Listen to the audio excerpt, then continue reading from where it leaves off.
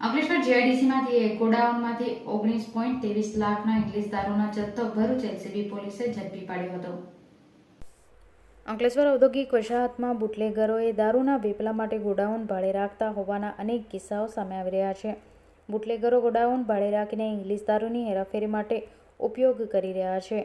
એક તરફ પોલીસનું વારંવાર જિલ્લાની 7 ઔદ્યોગિક વસાહતમાં કોમ્બિંગ દરમિયાન સર્ચ ઓપરેશન કરતી હોવા છતાં બુટલેગરને પોલીસનો ડર ના હોય એમ ઔદ્યોગિક વપરાશના ગોડાઉન ભાડે રાખી દારૂનો સંગ્રહ કરી હેરાફેરી કરી રહ્યા હોવાના વધુ એક કિસ્સો સામે આવ્યો છે। ભરૂચ એલસીબી પોલીસની ટીમને અંકલેશ્વરના પેટ્રોલિંગ દરમિયાન નેત્રંગના કંબોડિયા બુટલેગર અશોક કેસરીમલ માલી, અંકલેશ્વર કુખ્યાત કેમિકલ ચોરી લખી રામ ગિરિરાજ ગૌતમ સાથે મળી આવ્યો।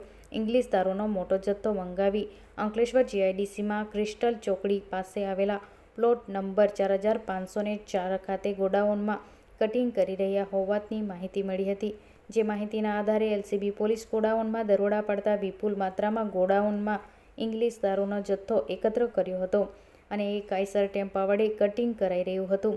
એલસીબી પોલીસ ગોડાઉન તથા આઈસર ટેમ્પામાંથી કુલ 19.23 લાખ ઇંગ્લિશ દારૂની 13,656 નાની મોટી બોટલોનો જથ્થો જપ્ત કર્યો હતો તેમજ 15 લાખનો ટેમ્પો મળી કુલ કિંમત રૂપિયા 34.23 લાખનો મુદ્દામાલ જપ્ત કર્યા હતા। જ્યારે પોલીસ સ્થળ પરથી રામદાસ રમણભાઈ વસાવાની ધરપકડ કરી હતી।